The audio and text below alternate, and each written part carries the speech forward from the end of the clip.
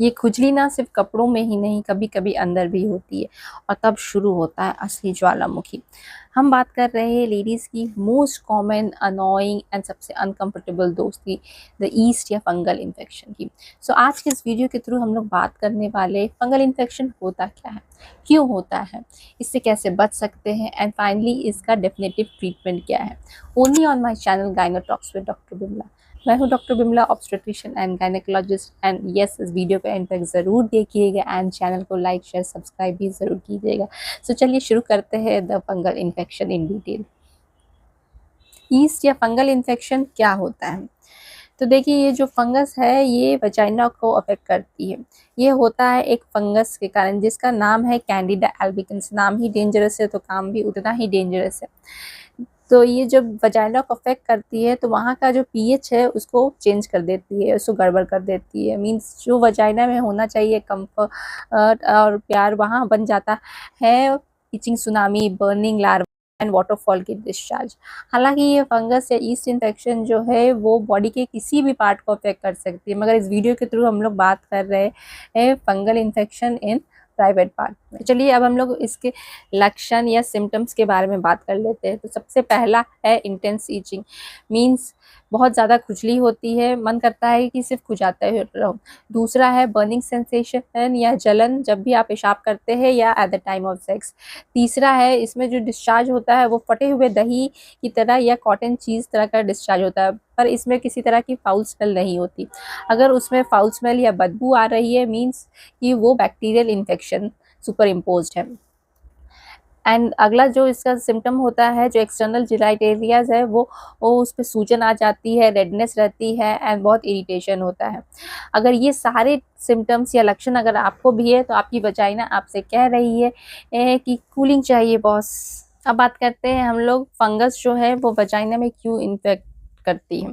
तो सबसे पहला कारण है एक्सेसिव स्वेटिंग, मॉइस्चर प्लस गर्मी। ये जो है एक अच्छा जोन है फंगस को ग्रो करने के लिए। दूसरा है टाइट सिंथेटिक अंडरवेयर यूज करना, फैशन के चक्कर में इन्फेक्शन ले लिया। अगला जो कारण है वो है अनप्रोटेक्टेड सेक्स। अनप्रोटेक्टेड सेक्स के कारण आपको कोई भी इन्फेक्शन फ्री में मिल सकता है। नेक्स्ट जो कारण वो है पुअर हाइजीन इन दी प्राइवेट पार्ट। जब आप अपने प्राइवेट पार्ट को गंदे रखते हो तो ऐसे में जो है फंगस के लिए ग्रो करना ईजी हो जाता है एंड वो इचलैंड में टर्न हो सकता है। अगला जो कारण है वो है एक्सेसिव शुगर। देखिए, फंगस को मीठा पसंद है एंड डायबिटीज़ में तो और भी आसानी से ये फैलता है। तो क्या आपको नहीं करना चाहिए अगर आपको फंगल इन्फेक्शन है तो सबसे पहला है टैल्कम पाउडर यूज़ नहीं करना चाहिए। वो एरिया को ड्राई नहीं बल्कि और ज़्यादा खुजली करेगा। दूसरा जो है वजाइनल डूशिंग नहीं करना है, अंदर तक सफाई नहीं करना है, उससे जो अच्छा बैक्टीरिया जो है वो गायब हो जाएगा। तीसरा जो है वो हर वक्त हाथ सोप से वॉश नहीं करना है। तो इस मुश्किल घड़ी में आपको क्या करना चाहिए?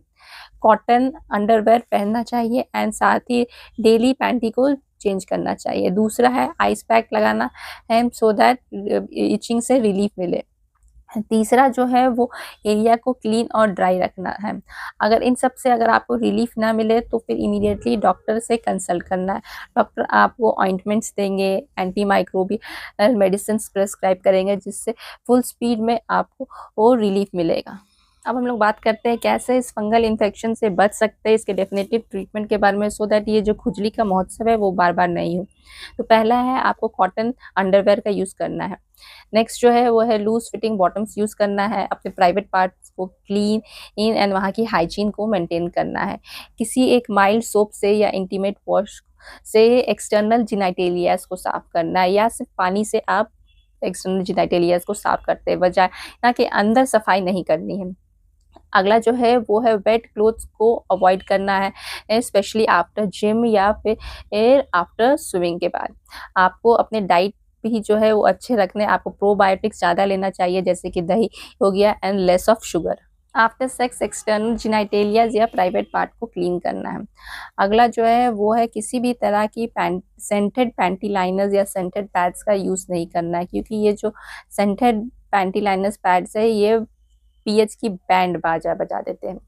एंड रिमेंबर इचिंग का ट्रीटमेंट इचिंग नहीं होता। तो चलिए अब हम लोग बात करते हैं definitive treatment of fungal infection के लिए। इसके लिए हम लोग एंटी फंगल मेडिसिन प्रिस्क्राइब करते हैं, जैसे कि फ्लूकोनाजोल, इट्राकोनाजोल, एंड साथ ही ऑइंटमेंट्स भी देते हैं, जैसे कि लुलिकोनाजोल हो गया, कोट्रिमाजोल हो गया।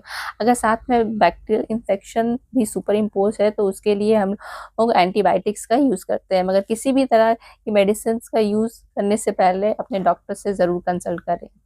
देखो बहनों, फंगल इन्फेक्शन जो है एक टॉक्सिक एक्स की तरह है, आता है, चिपक जाता है एंड इन्फेक्शन छोड़ के चला जाता है।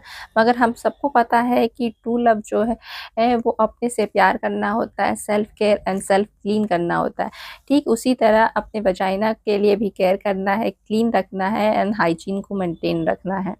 सो सेल्फ लव करो एंड सेल्फ केयर करो।